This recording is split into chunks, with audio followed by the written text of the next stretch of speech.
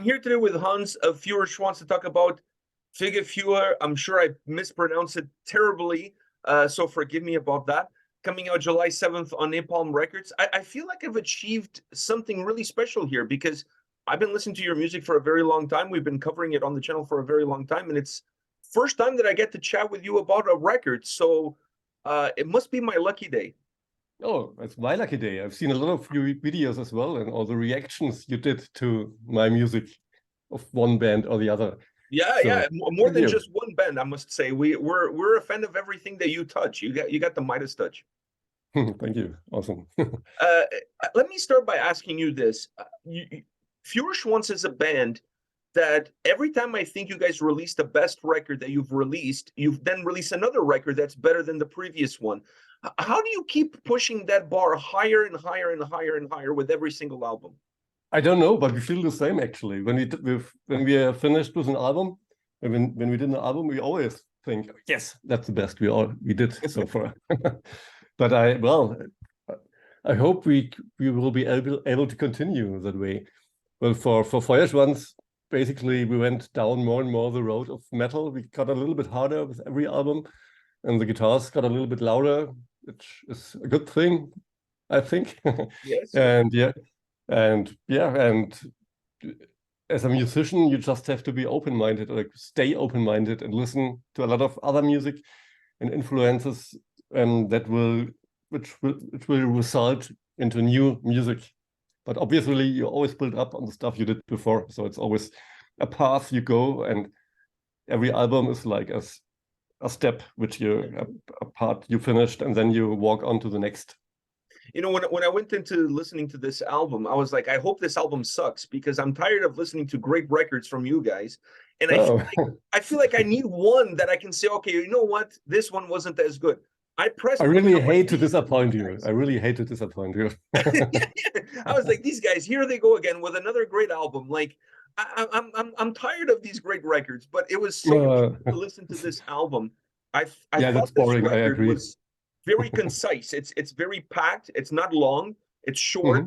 And the thing that I felt that I knew that I was listening to a great album is that I have the album on loop, and next thing you know, I'm listening to the first song again, and I was like, how am I already at the beginning? I feel like I've only been listening it to 5 minutes. It plays like an EP, but it's a full-length record. Do you feel that same experience, that this album has incredible playability from start to end? That's great to hear. I mean, obviously, as a musician, you never. You're a little bit biased about the music you just released, but we feel that we did a really good job, and I think it has a certain style, but it's still entertaining. The songs are still different. It's not just like one song which gets repeated like 10 times in one form or the other. So every song has its own unique point and meaning, I think, and maybe that's why you like to listen to it. Yeah, and you guys have been super prolific since you signed with Napalm Records. 4 albums in 4 years, if you count the covers record.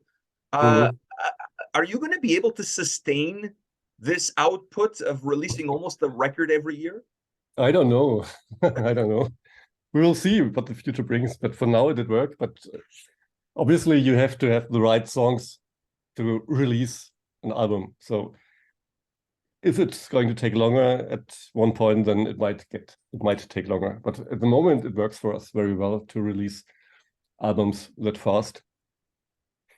And during the pandemic, obviously we had a lot of time, and I think people rewarded it or enjoyed it that we gave something to them, and that we did videos, and then we did the online shows, and we did the 2 albums like Das 11. Gebot and Memento Mori, which came out during the pandemic, and I think people embraced them in a way because we continued to entertain, basically, and that's what, in my opinion, that's what musicians are supposed to do. We are, in the core, we are entertainers, and if we don't entertain in bad times, when should we entertain ever? You know what I mean?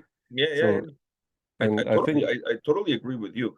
Was this an album that was difficult to put the track listing together? Because I'm looking at these 11 songs, and you have 11 singles. All of them outstanding tracks, almost feeling like a greatest hits where there's no bad song.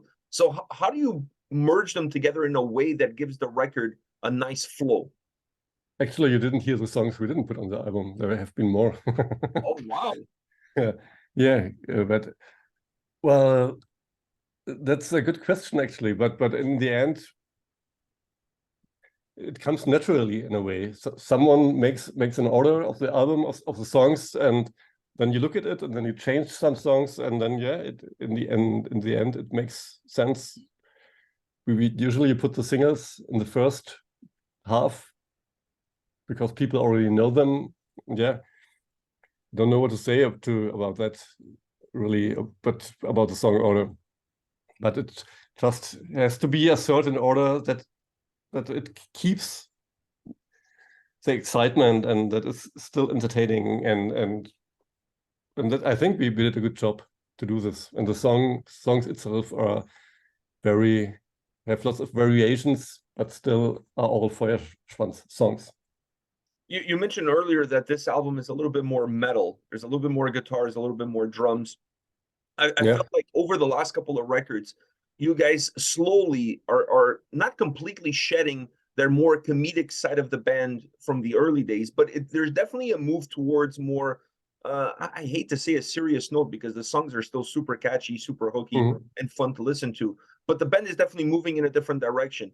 Has that been a goal, and you needed certain records in order to make those changes slowly so that the fans could absorb them better? Or has this been more organic for you guys and just a natural progression? It's super natural for us. It's not like a big plan we have to be the new Dream Theater in the 5 albums. But it's just gradually and naturally. But I think we still have the humor in our music and in our lyrics. But yeah, but as a band, you evolve. Sometimes as a fan, you want the band and the music to stay at a certain point. But as a musician, you can't redo that one album on and on because you evolve as a person, as a human being. And we all do. We get older, we make our experiences, and that reflects in the music you do and in the lyrics you write. But since we signed with Napalm Records, it definitely went down the more metal road. Oh, that's quite obvious, I think. That was a decision that we made, that we want to do more metal. Yeah. Does that decision then impact the mixing and production of the records? Because now you have to push maybe the guitars a little bit more into the forefront, push the violins a little bit more into the back. Does that change how you guys approach the recording process? Well, it comes naturally as well. Our producer, Simon Michael, he was the drummer of Subway to Sally. He's a complete audio nerd, and always after when he starts recording or when he starts doing the next album, he wants to redo everything. He has lots of new ideas how to mix this and that, and he's building up everything again from ground. And yeah, I mean, the guitars are as loud as the song demands, I would say. It doesn't make sense if you do a heavy song and then you put acoustic guitars on the front, you know. That wouldn't do the song justice. If we have rock songs, then the guitars are at the back. If we have metal songs, if we're going to do metal songs, the guitars have to be loud, obviously. And the music dictates the sound, absolutely. And I think regarding instruments like violin and bagpipe, we want to give them a certain spot in certain songs where they can shine, that they don't play along the whole song, but there are always certain parts where the violin is in front or the bagpipe is in front, and that's our goal, to bring them to focus on the important parts which the song needs. I thought that was one of the greatest things about this record. I at least for me, I noticed the more folkier side of the band, the bagpipes, the flutes, the hurdy-gurdy, the violins, had almost a dual role on this album. They had the role of creating an epic experience and obviously infusing a lot of melody and that folkiness. But I also felt that he gave great DNA to specific songs that really called for a specific touch of an instrument. Like when you look at Highlander, if you don't have the bagpipes in that song right, doesn't work. So yeah, absolutely. I felt like you guys on this album really nailed the right folk instrument to the right mood of the song. Does that allow the album to then have more of a complete picture when you were able to match those two worlds? Yeah, absolutely. I agree, and I'm happy that you hear it, that it worked, because as a musician, you don't know how it's going to be, how you are going to react to the music which you hear as a listener, you know. So so when you say it's working, that's great to hear, because Highlander, for example, the name says all. It's about a little bit Queen in there, you know, and about the Highlander movies, which you probably have seen. And yeah, and that's the idea of the song. And yeah, it's great to have the connection to create, to have. I mean, if you look at other metal bands, we have the advantage to have those folk instruments, because we have the bagpipe, we have the violin. Steffi, Johanna also plays the hurdy-gurdy. So we have the ability to create all those moods, which I think are metal DNA, because I think the moods which are created by those instruments are very metal moods. But usually metal bands don't have those instruments. But as a folk metal or medieval metal or whatever band, we bring those instruments naturally. So, and those, as you said, they emphasize the mood of the songs even more. Yeah, without a doubt. And I have to ask you about I'm gonna once again butcher the name of the song, but it's Knock Carousel. I'm sure I'm butchering it. I love that track, and I actually went on Babelfish to find out what the meaning of the word was, because listening to the song, I felt like it had a very dark and somber underbelly. Like it felt almost ominous, but at the same time, it was so hooky and catchy when it came to the chorus. And I'm like, what are these guys talking about? Because I don't speak German, but I'm like, this song is super intriguing. And obviously, I found out what the title means, but it still doesn't tell me the big picture about the song because I don't know the lyrics. Where does that mood, that dark, somber mood, come from the song? What is the song about for those of us that don't speak German? Oh, well, that's a good question. Where is the dark mood coming from? Obviously, you recognize the dark mood without understanding the lyrics. Where is the dark mood coming from? That's a good question. I mean, we have the guitar riff, which is the verse, dum diddly dim dum diddly dim, the main melody, you know. Yeah. And then we go to the verse, and then to a quite epic catchy chorus. Yeah. And all I can say is, that's what I always say, we don't have to understand the lyrics literally to get the meaning and the emotion of a song. And that's how most non-native speakers usually listen to English music, you know, because when I'm listening to English music, I never understand the lyrics automatically, naturally. I always listen to the music and to the emotion which the singer is giving me. And then if I'm interested, then I'm reading up the lyrics or I'm paying closer attention. But I'm not catching the lyrics and the meaning of the lyrics naturally, like it is with songs sung in my native language. If I hear an German song, I naturally understand what he's singing about. And that's probably the same case for you. When you're listening to English songs, you immediately understand what he's singing about. But now that's something new, maybe Feuerschwanz is bringing to you. You hear metal music in a language you don't understand, but you still get the meaning of the words without understanding them. That's because the emotion the singer brings to you. Yeah, yeah. And I think that's quite powerful, because you get the meaning of the music without understanding the lyrics. And that's a great achievement for me as a musician, that music works without lyrics, that it creates a picture in your head without 100%. understanding everything, you know. And that's the magic basically of music. And in that song, you talked about the guitar riff, the main melody, but the violins also come in and have that underlining same melody that also infuses a little bit of a dark tone. And then how the vocals come across in the verses versus the more explosive nature of the chorus. It's so beautiful. It's like this eerie vibe that I wasn't expecting from you guys. I was expecting just like, let's have some beers and have a good time. And that song caught me off guard, but it's such a beautiful, beautiful track. And the way that it's put together and delivered, that I think it's in a very long time I'm listening to a song that I don't understand the lyrics, that makes me actually go out and try to figure out what the lyrics mean, because the song made me feel something that I wasn't expecting to That's feel. cool. What we did with the main theme and the guitar riff, we have two things which we often do. Sometimes we have a melody, a folk melody, which is defined by the melody, and the violin or the bagpipe is playing the melody. And then the guitar comes in and tries to play around that folk melody and creates a riff, a guitar riff to the already existing melody.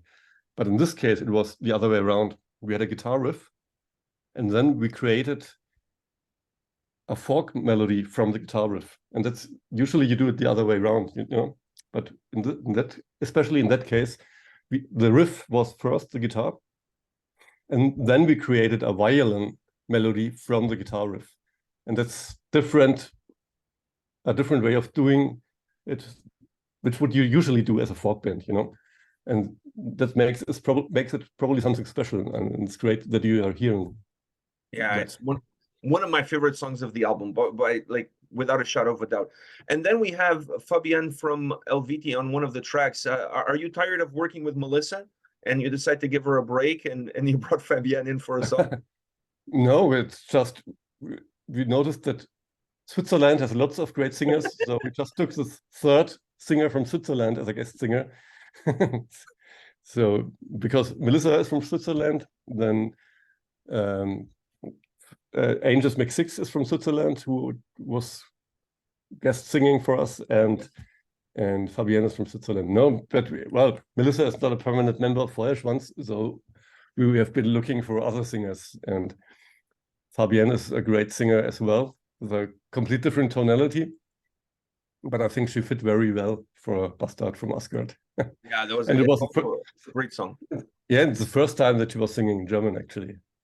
Wow. You know, it's also a nice, great song. And then you guys have this also there's a deluxe edition being released that has the instrumental tracks, and that has a live album that was recorded in Wacken in 2022.